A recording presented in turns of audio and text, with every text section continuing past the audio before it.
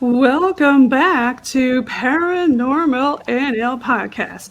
That's PNL Podcast for short. I'm your host and founder, Jen Noseworthy. Thank you for tuning in to UPRN, United Public Radio Network, 107.7 FM in New Orleans and 105.3 FM Gulf Coast. I've got a special guest from Newfoundland and Labrador, Canada tonight, waiting backstage, who I'll bring on shortly for this UPRN segment number 18 with Paranormal NL Podcast. Now, our guest backstage is just in time for St. Patty's Day. That's right, St. Patty's Day is coming up soon. Here on Monday, March 17th. You better wear some green or you might get pinched. Paranormal NL podcast is sponsored by the BOG team. It's a boots on the ground team doing local historical investigations in Newfoundland and Labrador, Canada. And Paranormal NL podcast believes in supporting international paranormal networking and highlighting global paranormal places and things all over the world. If you'd like to be a guest on my show, or you have a local historical or heritage building you'd like investigated, contact paranormal.nl.podcast@gmail.com and follow PNL Podcast and the BOG team on their link tree. Now, without further ado, let's bring on the show our guest from Newfoundland and Labrador, Canada. Here it is, Hey, Robert Hiscock. how are you? Welcome. How are you doing tonight, Robert? I'm great. How are you doing? Pretty good. So how's the weather over in Gander? Are you in Gander tonight? I am in Gander, and it is it's chilly. It's chilly? Indeed, yes. We're in Newfoundland, so it's gonna be chilly, right? Out in the middle of the Atlantic Ocean somewhere. So tell Yeah. me more about you and your product of Newfoundland and your strange truths and tall tales.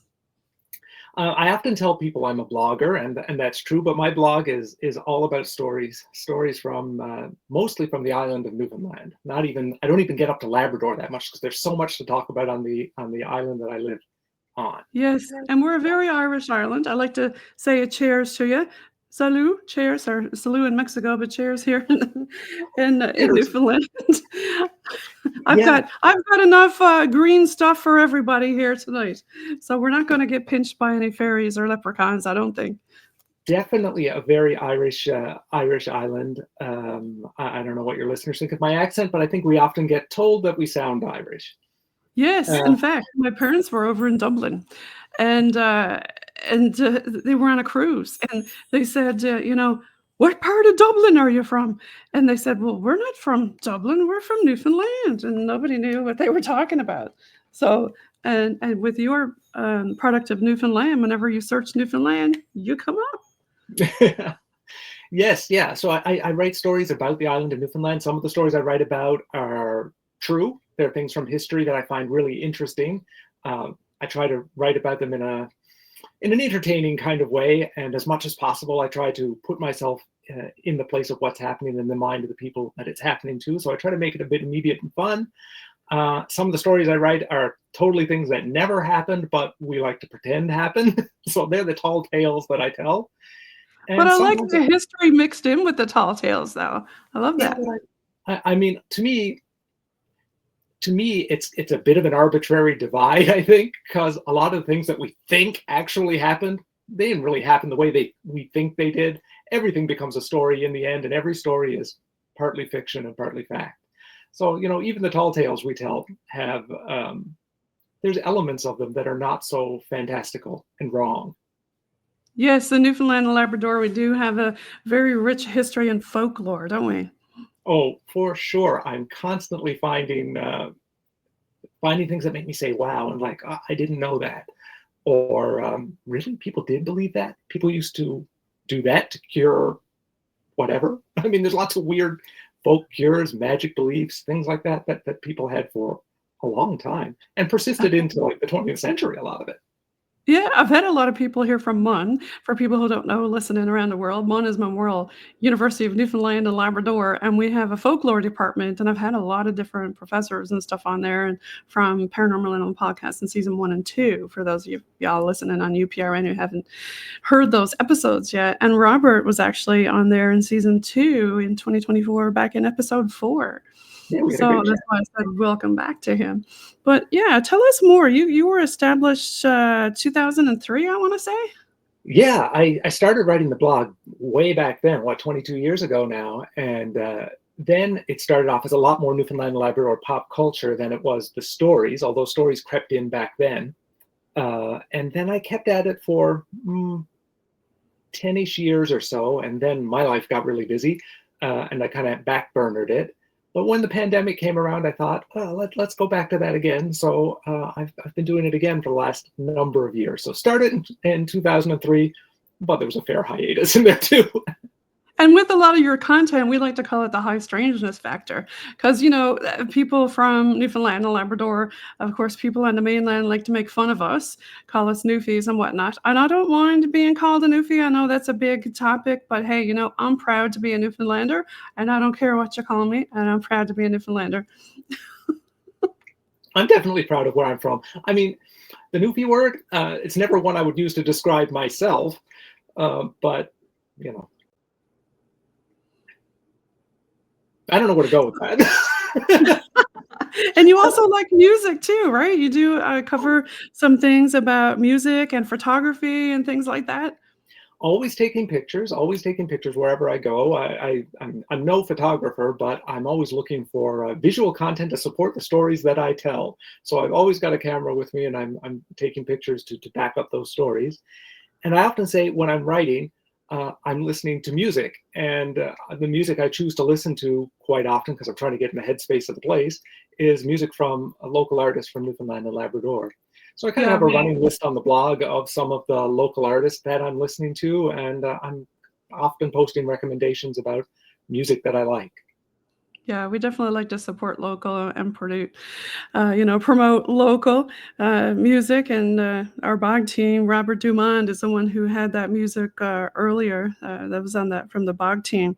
Well, And we talk a lot about sea monsters and, like I mentioned earlier, folklore, but we also talk a lot of Newfoundlandese, like RDF and Hunitcha. Do you want to talk a little bit about that stuff too before we move along?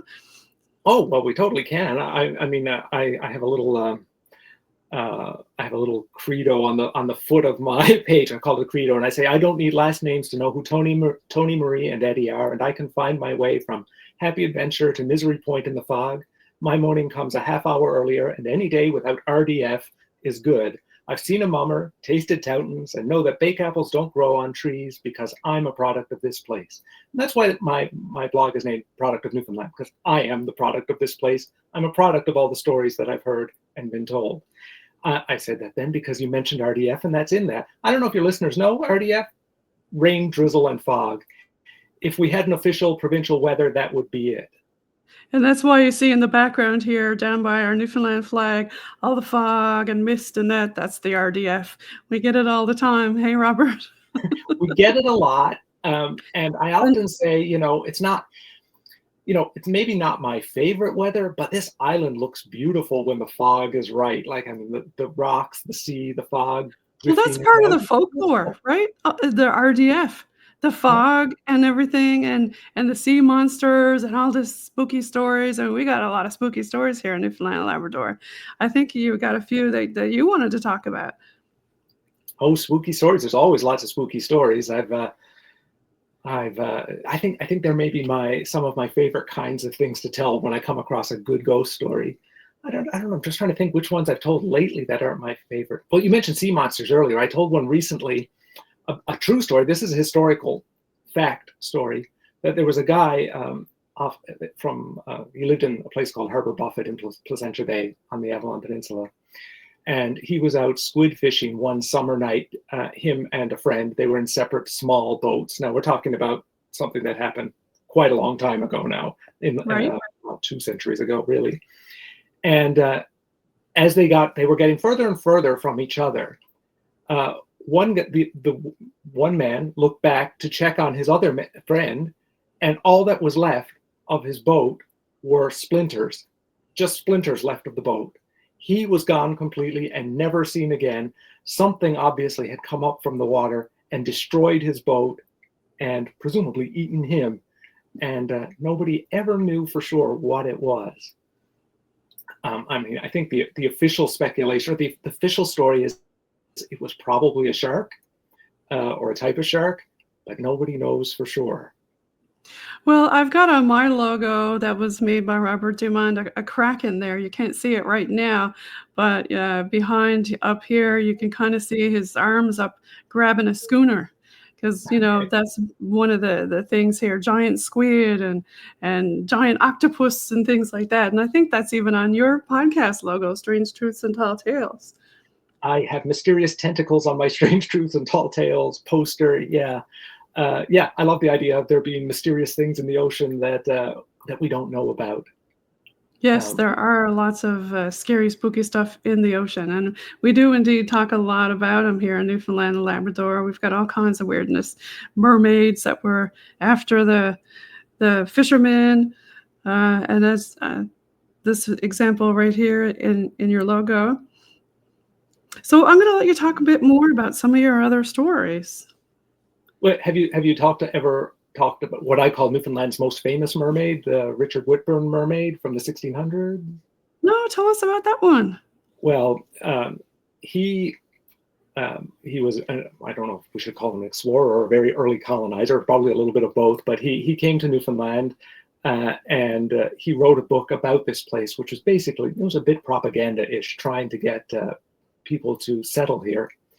And he told lots of things about the island, but one of the stories he ended his book with, his book was called A Discourse on Discovery, was about something he'd seen in St. John's Harbor that he had to admit must have been what people called mermaids.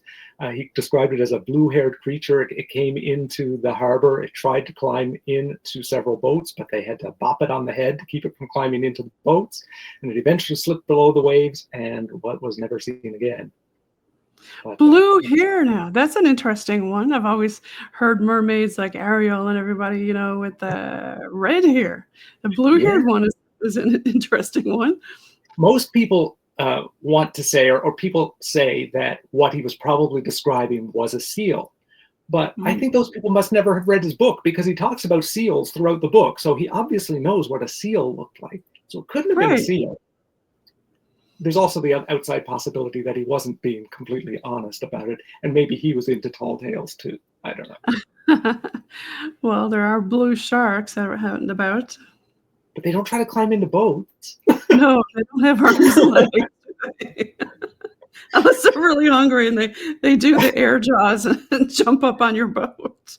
Yeah. So I've got a story about that on the blog if people ever want to get the full story of Richard Whitburn's mermaid. But yeah, that's on the website a couple of years ago. Yeah, I love a good mermaid story. And we've got the mermen calendar here, don't we? The merbuys, yeah. Merbuys, yeah. That's a local thing too. Yes. We have a whole local language that will confuse many of your listeners. Indeed, like the Hunitja we talked about earlier. Yeah, well, I mean, I use that. I call my website, one of my subtags for my website is the yarns that knit you, the stories that make up who you are. Because who knit you here is a way of asking basically who your parents are, where did you come from, who made you. So yeah, my story is the yarns, the stories that knit you. Yeah, a lot of people wonder about that, you know, and they say, what does that mean? Because we'll get to talking and we'll forget, because we'll say some Irish stuff, or shall we say some Newfoundlandese stuff, and people will be looking at you. It's kind of strange, right? Especially to come from a ways and be like, what did they just say? Because well, we glossed by Toutons and mummers earlier. Your listeners probably know mummers. You've done stories on mummering. Yes, so they're familiar with the mummers. I've had Bud Davidge on in season 1. Right, the man himself who wrote the song. Yes, mummers. Any mummers allowed in? He has done a lot for mummering. Yes. I've often said, you know, if he hadn't written his popular Christmas song, Any Mummers Allowed In, I don't know if we'd be talking about mummers nearly as much today as we do. He really brought it into sort of current cultural consciousness, I think. And for the folks listening from around the world, if you're not quite sure what a mummer is, do you want to explain that a little bit, Rob? Well, I wrote another post. It was called "The Many Mummers of Newfoundland." So mummery is a really diverse tradition, but at least in the way that I think we remember it most now is it's a Christmas tradition, usually started on Boxing Day here in Canada, the day after Christmas Day, when people would dress up in costumes to disguise their identity, and they would travel in small groups from house to house, visiting people they knew, having a little bit of a party while the people in the house tried to guess who they were. It's a little bit like trick-or-treating meets But it involves hot toddies from Nain, right? If you don't know what it's a hot toddy is, trick-or-treating it's usually liquor.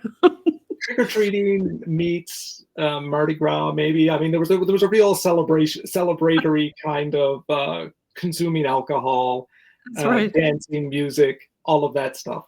Yeah. But it took a wrong turn at one point, didn't it? Oh, it took wrong turns at many points, but yeah, there was a famous mummer murder that probably greatly contributed to mummering being made illegal for quite some time. I mean,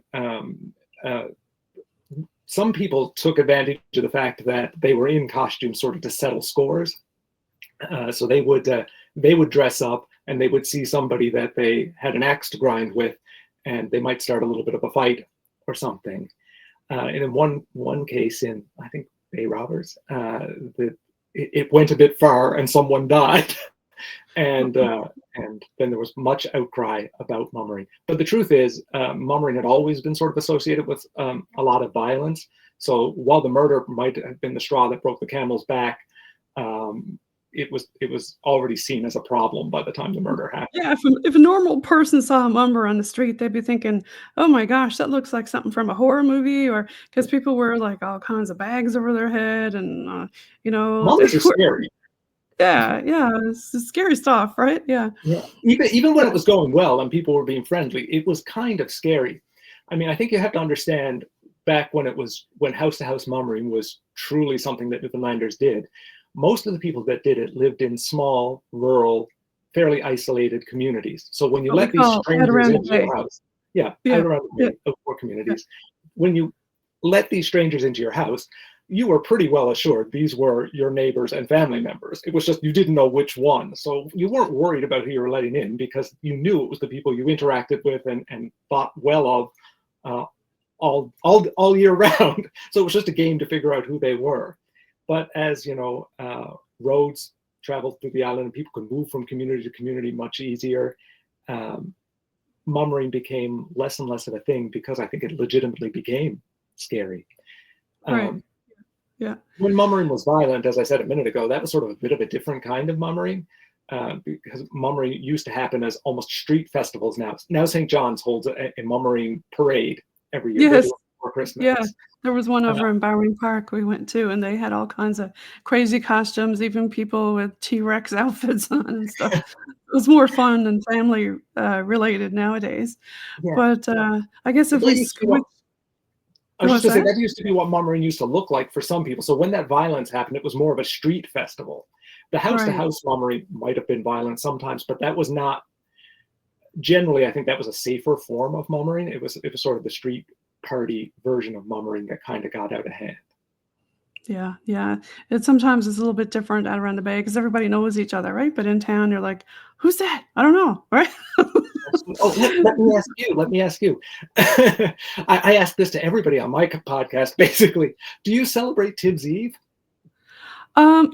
I didn't because I grew up in Mount Pearl, and Mount Pearl, my father used to call me a bush bunny because my father grew up in St. John's, and Mount Pearl was like almost considered not out around the bay, but close enough to the overpass, right? So, no, I didn't because I was, I guess, more of what you call a townie than a bay person, right? So I've noticed a lot of people from out around the bay moved into East Coast Avalon, and now Tibbs Eves is heavily celebrated here in East Coast Avalon.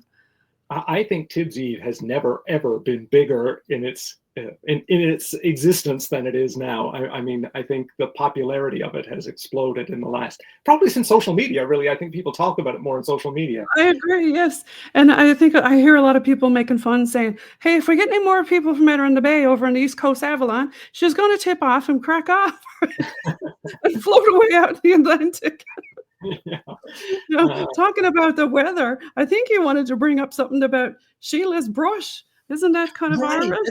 That's a good St. Patrick's thing. I think Sheila's brush is pretty much a Newfoundland thing. Uh, Sheila's brush is a storm, really. It's a storm believed to happen every year in Newfoundland right around March 17th, St. Patrick's Day.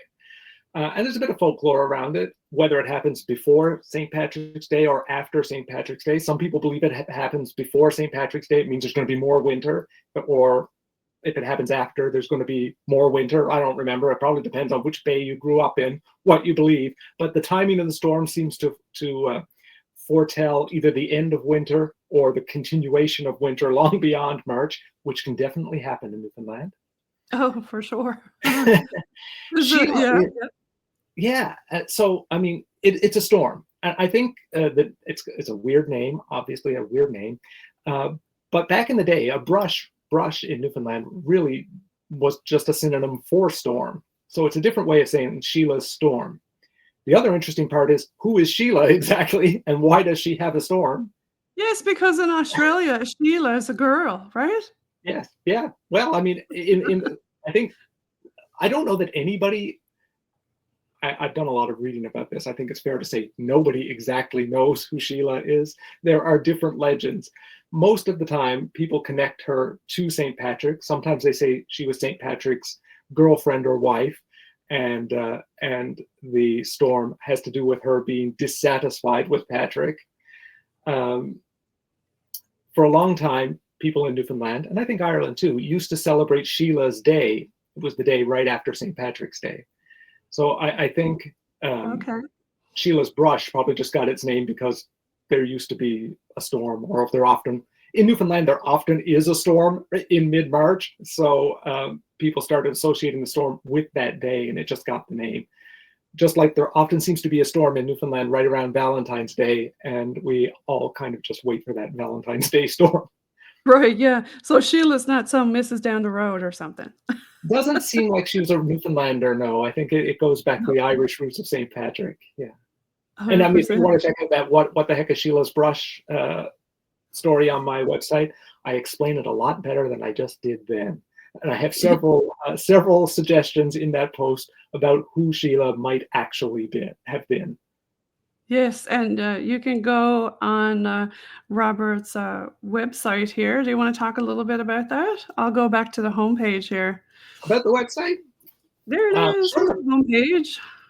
So, Product of Newfoundland, The Strange Truths and Tall Tales of a Foggy Island. That's sort of the name of the webpage. I'm the product of Newfoundland, and I am the product of all these stories I've been talking about. So the stories that go on my website really are just the stories that I grew up hearing or have learned about in my travels around the island, both physical travels around the island and also reading through lots of old stories from Newfoundland. They're the ones that intrigue me. So I tell these stories here and I share them with people. They run the gamut of, like I said, everything from historical fact to things that are definitely not historical fact, but things that people believe.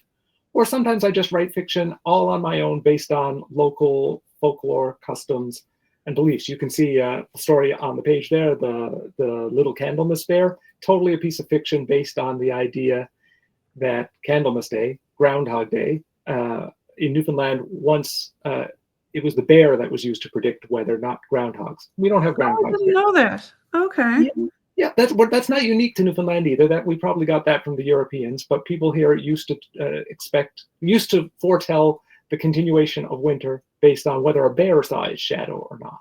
Okay, yeah, over in Nova Scotia, they got what, a lobster, don't they? Oh, could be. Yeah, somebody put a hat on a lobster and said, "Okay, this is what we're gonna use." I think the Candlemas lore, bear or groundhog in Newfoundland, is pointless anyway. Because if we were only if we only got another 6 weeks of winter from here on in, we would be getting off light. Winter always extends 6 weeks past February 2nd. Yes, we do indeed love, well, we don't love it, but Newfoundland, our rough, rugged coast, is definitely looks exactly like what you see here in the picture. RDF with snow. All you got to do, they say, in Newfoundland and Labrador is blink. And then what? What happens? The weather changes. The weather changes. We do, and well, I can't complain about this year. This has been one of the warmest, least snow-filled winters I can remember in all the time that I've lived here. I agree, it has. I've had Eddie Shear on, chief meteorologist, on season 2, and it was interesting. He was telling us a lot of different weird and scary and horrific weather patterns here in Newfoundland and Labrador. Oh, one of my favorite weather related stories, I suppose, is the Newfoundland, sometimes called the Independence hurricane, depending on where you were, if you're in the United States, of 1775. And it swept up here and it killed thousands of people who were fishing in the migratory fishery in Newfoundland. And that has been linked to a ghost story, the story of the Hollies, that there are ghosts. The Hollies? Is that what you said? Yes. Okay. Yeah. Are you familiar with the Hollies?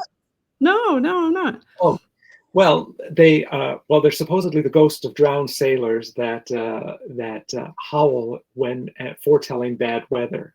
So the ships were sunk in this storm of 1775, and thousands of people died. And from time to time, you can still hear the cries of the drowned sailors, and they're called the Hollies. Some people will even describe having seen the Hollies, but they're more often heard than seen.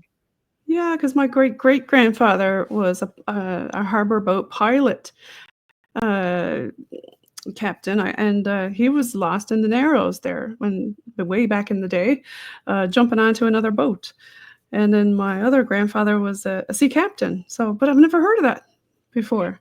No, that was I hadn't either until maybe 5 years or so ago, and then I kept coming across references to the Hollies everywhere. It's like, once you know. Yeah, there's so many different Newfoundland sayings, like even depending on what part of Newfoundland you're in, like there's West Coast, Central, and then, Eastern. So, and each different part of Newfoundland talks a different dialect, and with every town you go to, and they have different stories in each town. For sure. Do you have another favorite story of yours that you have? Let's see. What have I talked about lately that I really like? This is not paranormal in any sense, but one of the stories I told recently was of a little girl back in the late 1800s. She was probably 2 years old. She wandered off from her family into the woods, and nobody could find her. For days, nobody could find her. They eventually came to the conclusion that she must have died. They thought there was no way that she could have survived. They wondered if maybe she'd seen an animal or something and followed it into the woods. And then they thought, well, there were lynx, there were other predatory animals. And they thought things had gone poorly for her. Then, 8 days after she went missing, this 2-year-old went missing, a guy spotted her face down in a sand pit, and she was alive. She had green on her face where it appeared she must have been eating leaves. He rescued her. He took her back home. She was never able to explain what happened because obviously she was only 2 years old. But can you imagine a 2-year-old that survived in the woods for 8 days by herself? What a scene. Oh my gosh. What an amazing outcome. Like I tell so many stories that don't end well. It's fantastic to tell one that does. I actually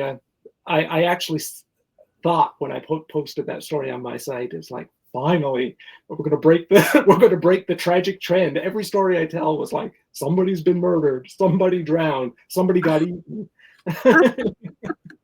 So that was a good story. Yeah. Yeah, I would say there's a lot of different weird things in the woods, that different folklore things that we have here. we mentioned the fairies and the fae earlier, and that's very Irish too. And then, Oh, for sure. over on Bell Island, they say they have the queen of the fae over there.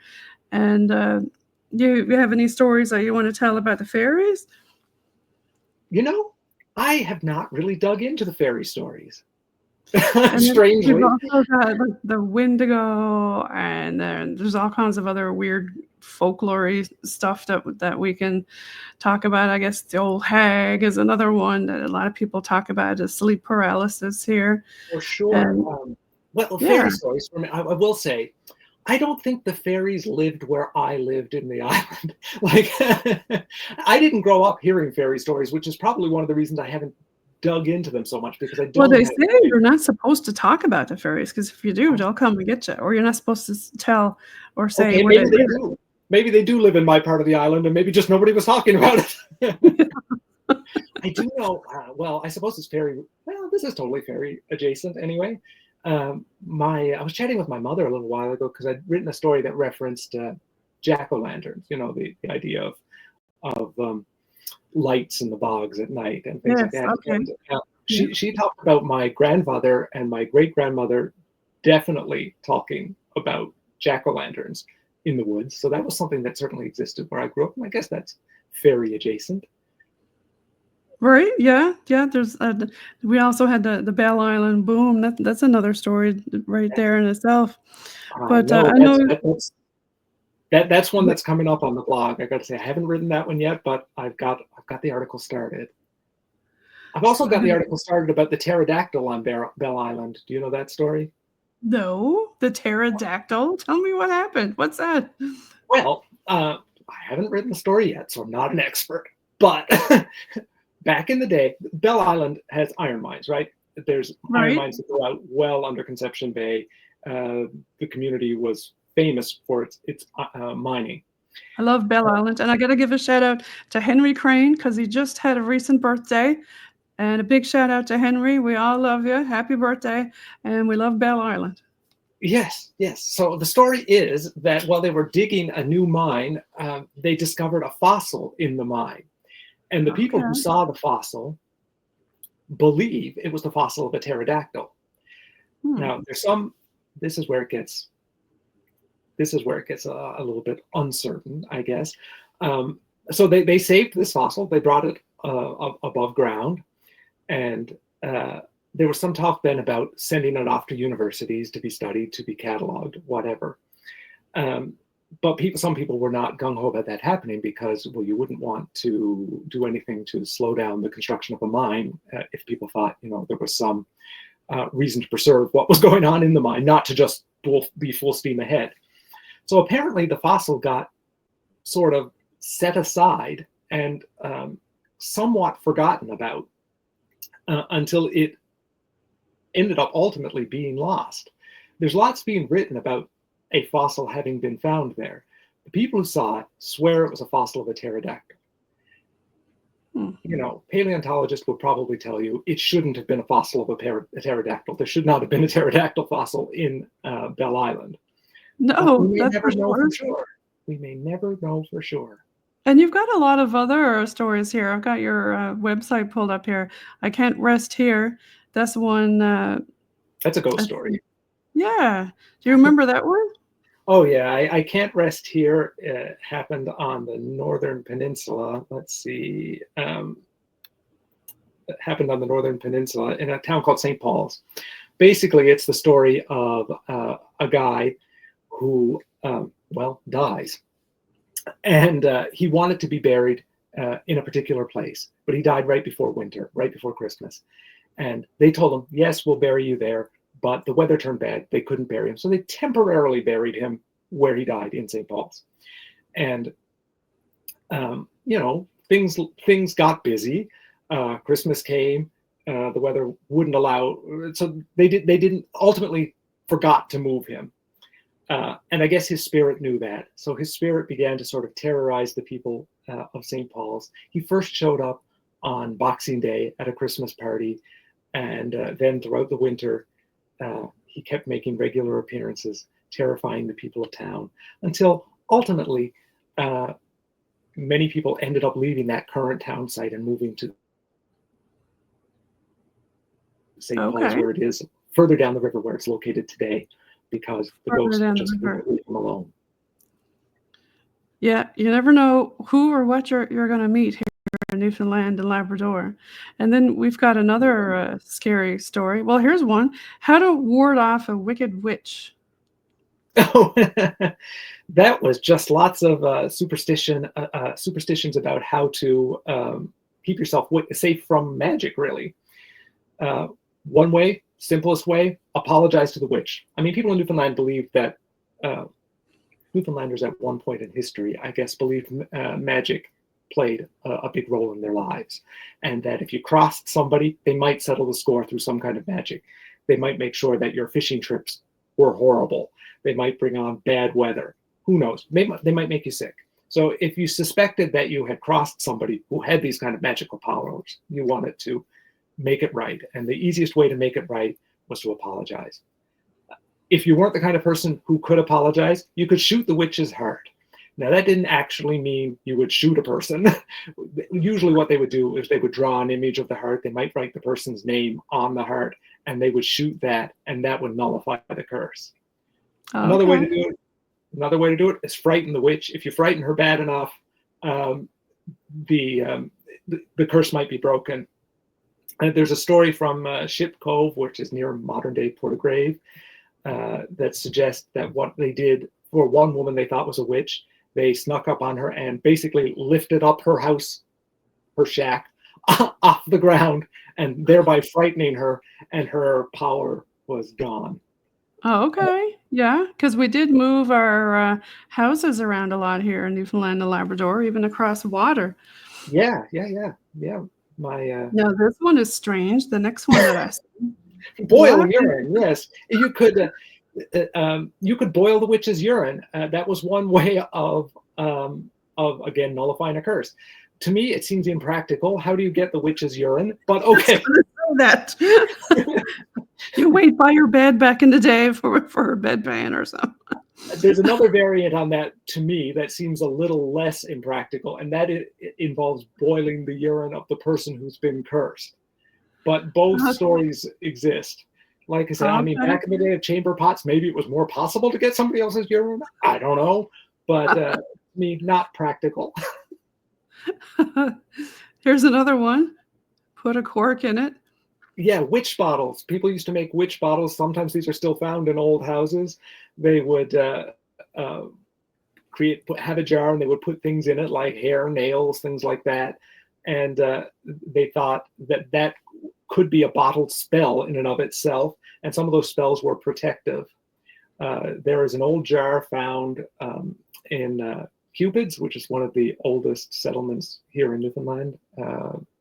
And it's possible that jar was found was a witch jar. So maybe some of the first Europeans that came to Newfoundland were worried about witches. Interesting. And then we got the tip of the iceberg. Oh, the tip of the iceberg is not really a thing. It's just that there's lots more witch folklore out there, and I invite people to tell it to me. I'd like to know what magic people have to contend with and how they used to protect themselves from the magic that was out there. I don't know if you've. So for the people listening in the comment section, if you have any witch stories that you want to talk to Robert about, you can put them in the comment section, and you can reach out to Robert. I'm going to take this one off so you can hold up what you got there. It's a book called Making Witches. Barbara Reedy, it's a scholarly work. It's called The Newfoundland Traditions of Spells and Counterspells. It's a great read. She also wrote a great book about fairies in Newfoundland as well. She's a folklorist and well-researched book with lots of good good stories and interesting things about the island, interesting perspectives on. I always love a good book with a good author. What's the name of the author again? Barbara Reedy, I think, Rieti. There you go. Yeah, you can, folks listen, you can check that out also. Do you want to talk a little bit more about some of your other stuff? Sure. I'm schmoozing around the website here, looking at all your stories and stuff. Now, because you got a blog, but you also got a podcast. So, I mean, there's a lot of content that he has here. If you're looking for some entertainment, you've got the best of both worlds. You've got a blog that you can read, and then you got the podcast that you can listen to if you don't want to read, right? If you're Absolutely. Yeah, so I'm gonna go into your podcast thing there and schmooze around there and bring that on the stage. There we I, uh, go. I Go cover a ahead. lot of the same territory in both. So I mean, there's a lot more stories on the blog than appear in the podcasts, but most of the things that are on the podcast I've written about in some form or another on the blog. Okay. But Yeah. so I mean, you can get the core of the stories probably in both, but you'll learn something unique either way you go. Like if you listen to the podcast, you'll learn something that you won't hear on the blog. If you read the blog, you'll get something you didn't hear in the podcast. And then Um, you've also got the pop culture, which oh is yeah, dealing with some of the Newfoundland and Labrador music and film and TV that you were talking about. sure. Like I said, my idea is that these are the yarns that knit us, the stories that knit us. So I talk to a lot of other Newfoundlanders too, because I'm interested in the art that's sort of being made now and how that fits into the context of the storytelling from the past, the things we used to believe, the stories that we tell each other. So I chat with lots of musicians on the podcast too, and I just point out other great songs that I encounter along the way on the blog. So and I maintain playlists on Spotify and Apple Music and YouTube too, if anybody wants to check it out, of sort of contemporary Newfoundland music. Got a lot of Christmas songs up there now if you scroll back through, because I do a Newfoundland Christmas music advent calendar every year where I post about a Christmas song from a Newfoundland artist every day of December up until Christmas. So Oh, okay, tons. I can see that up here if you click on that. So there's so many different things that you can check out on the product of Newfoundland, and I love all of your stories. And do you want to talk more about folks on how they can reach out to you and how they can contact you or find you? Well, the best place to find me is just to go to productofnewfoundland.ca, because everything else is linked off of there. But you can find Strange Truths and Tall Tales, the Product of Newfoundland podcast, on Spotify and wherever else you get podcasts, pretty much. I'm a fairly heavy user of Instagram, or I usually have been. So you can find my photos on there at Product of NFLD. YouTube as well at Product of NFLD. Occasionally I will post videos there and video versions of the stories, plus all the podcasts are there too. Yeah, I have an love. interesting video. Do you know the story? I don't know what to call it. I call it The Ghostly Voyage of Ellen Dower, the story of Ellen Dower No, from tell me that one. Conch on the Great Northern Peninsula. Nobody's quite sure when it happened, but it would have been probably the late 1800s. Ellen Dower and her husband was a sea captain, and Ellen Dower was sort of a businesswoman. She managed affairs on shore, and when he went off to either fish or hunt seals or whatever he was doing. So somewhere in the late 1800s, he left Conch to go out seal hunting, and his ship got stuck in the ice. Oh, Unbeknownst to him, he had taken a box of really important papers with him. Ellen back home needed these papers. I love They this were very story. important. I remember this one. You know I really love it. this Yeah. one. Yes. She needed Okay. these papers. She needed them very badly. So much so that she started to basically worry herself sick about what these papers said. And then one night, she apparently died, maybe of her worry.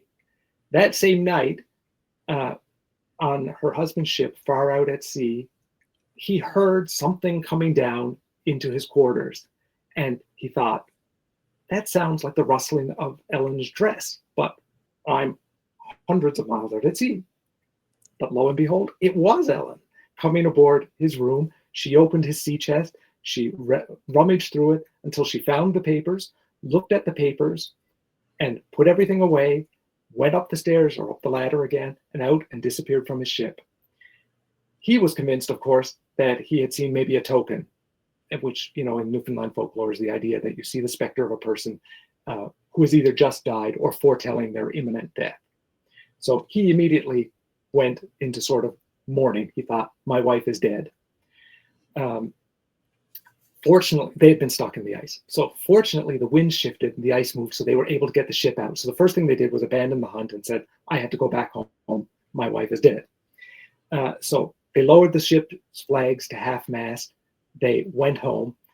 And as the people of Conch saw this ship coming in unexpectedly with flags half mast, they thought, oh no, somebody on the ship has died. So everybody from Conch rushes down to the shore, expecting to see horrible news. But when they get there, they realize nobody on the ship had died. And lo and behold, Ellen Dower hadn't died either. She woke up from her whatever it was with this remarkable tale that she had traveled from where she was in Conch across the ice all the way out to her husband's ship, seen the papers, and I guess that soothed her mind, and she was able to return home, return to her body, and wake up again. She told the people of Right? Conch the story. It's like a busy housewife doing remote viewing. Oh, yes, I know where those papers are. I got to go check the box and see if they're in there where I put them. Sure enough, they were in there right where she tucked them away. And I mean, when you think about it, this story rings true to Newfoundlanders because of all the fishing and the seal hunting we did back in the day. And most of the people were family members were, you know, people on the boat. And when the boats came in, you know, if that like you said was half mast coming in, well, then that was going to be some bad news, right? But it was awesome news, right? Yes. And Well, amazing news. How could you have seen her? The thing that was so wild about the story was the captain's experience that he had related to the crew out on the ship matched the story that Ellen had told everybody of Conch when she woke up from her whatever it was. So from hundreds of miles apart, we had these two stories that seemed to fit together to tell this sort of supernatural tale that defies explanation. What is it? And I love that. It's so cool, right? Yeah, I mean, I've talked to a lot of people who, you know, have similar stories like this, where when you call it a token story, where, you know, they come to the end of the bed and maybe there's a, you know, they had their rubber boots on and their boots were all wet. And then when they wake up for some strange reason, maybe there's two wet spots there at the end of the bed where the boots were, right? Lots of Newfoundland stories like that. Yes. I mean, storytelling in Newfoundland anyway, and I'm sure lots of other places too, was, I mean, years ago, that was the entertainment. You get around and you tell stories.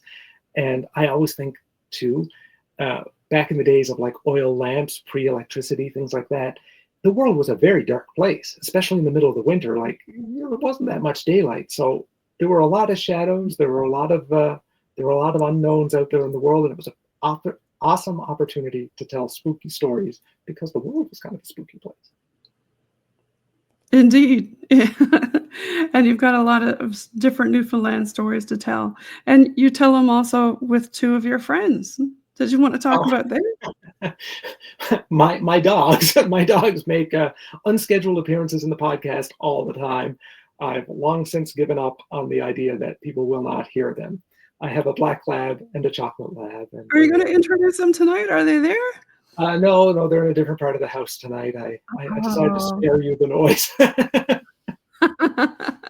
Yeah, we don't mind a pet coming on. We've had a few on the show or make appearances or say their hellos to us.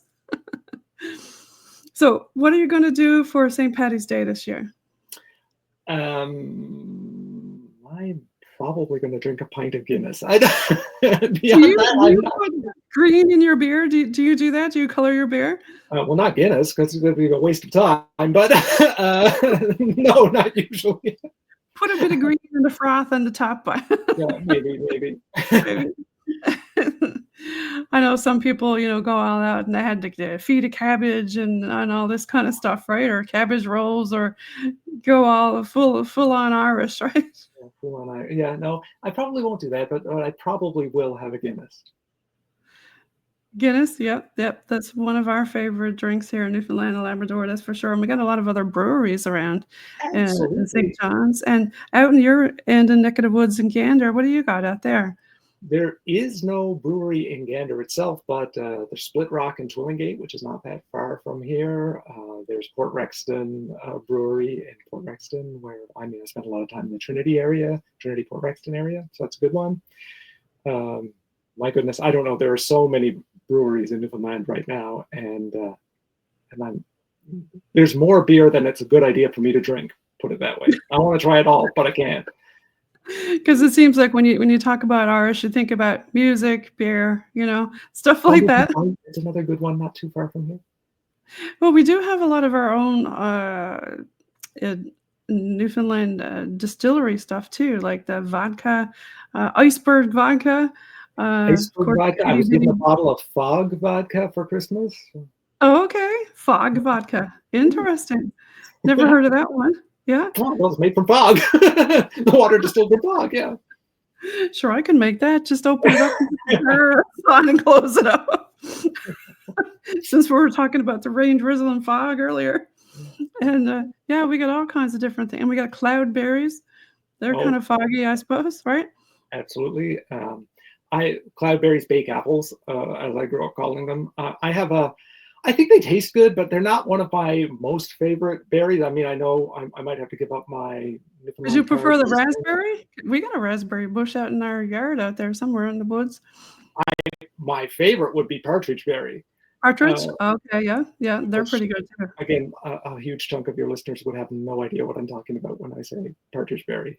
Lingonberry, I think they're called elsewhere.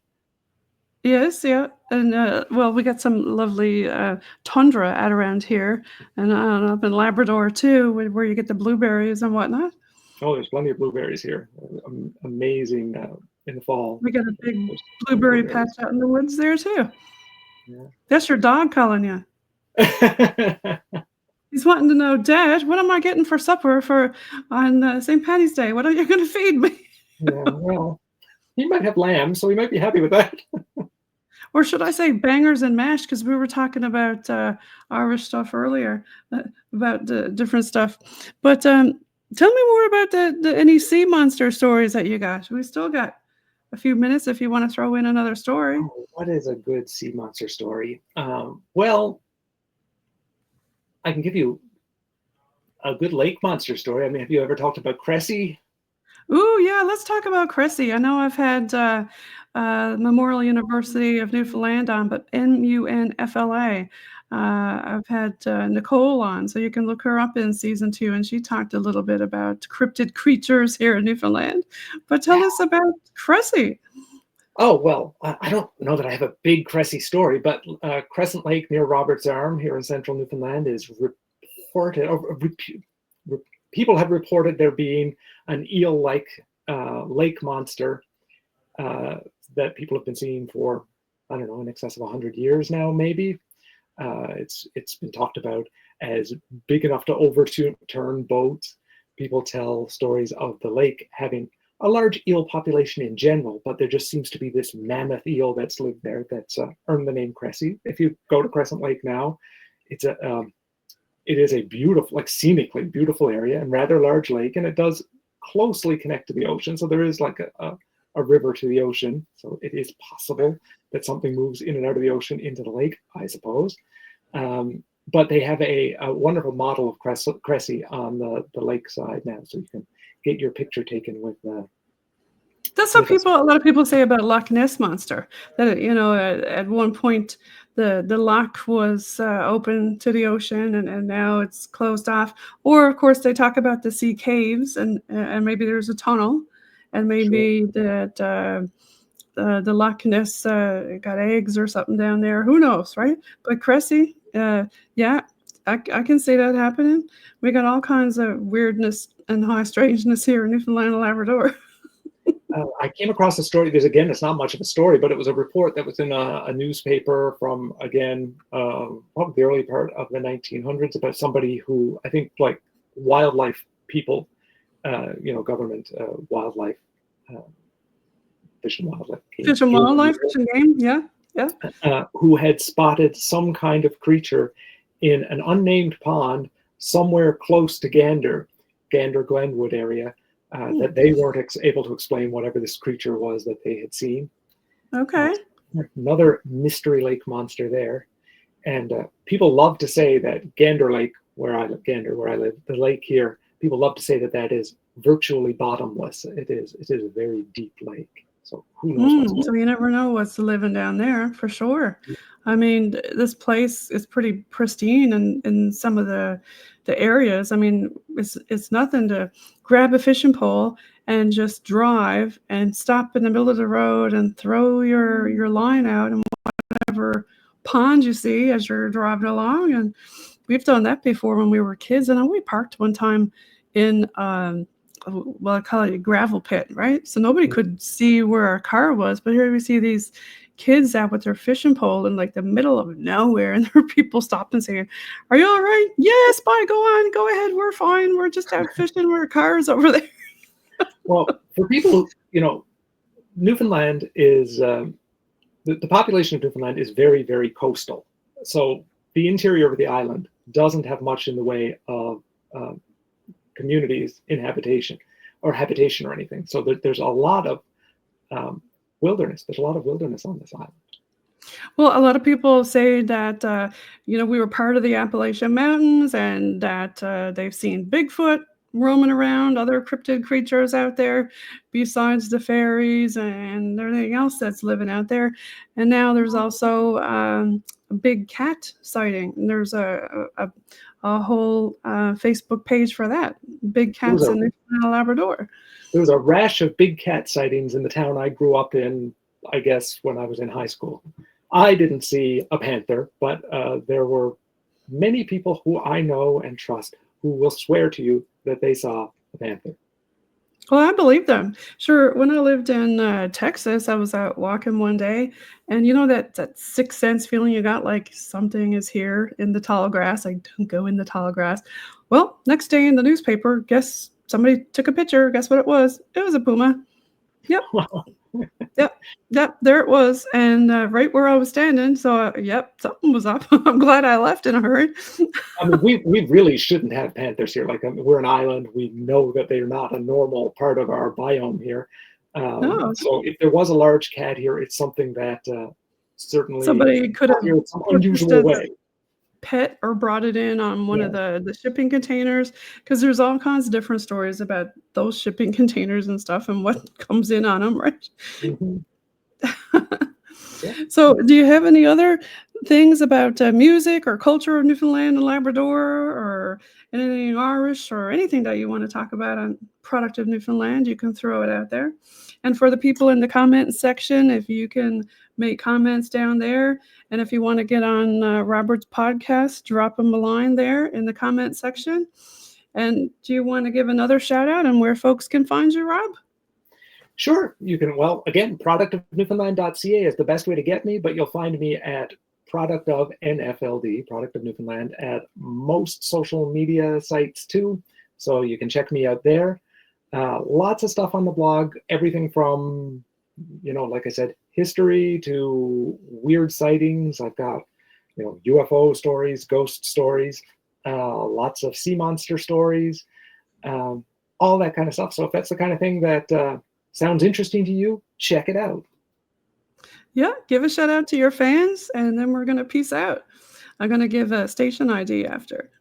All right. Well, thank you for having me back again. I'd like to thank everybody who is interested in this, and everybody who will check out the blog and podcast, Strange Truths and Tall Tales.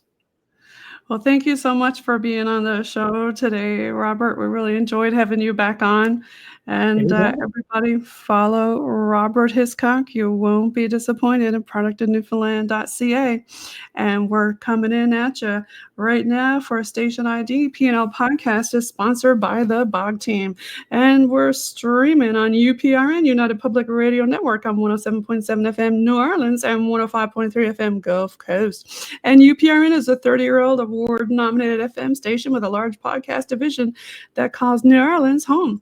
UPRN brings the absolute best productions in various genres, which include, but are not limited to, metaphysical, current events, lifestyle, sports, holistic, politics, and news. But This network also has a wide range of shows that collectively delve into the high strangeness factor, including the paranormal, ufology, cryptozoology, ancient technology, civilizations, esoteric, supernatural, occult, conspiracy theories, the explained, and the out of this world.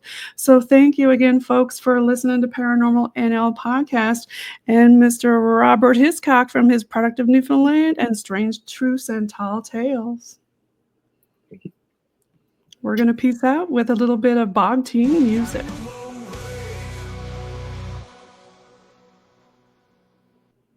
Spirit voices entwine.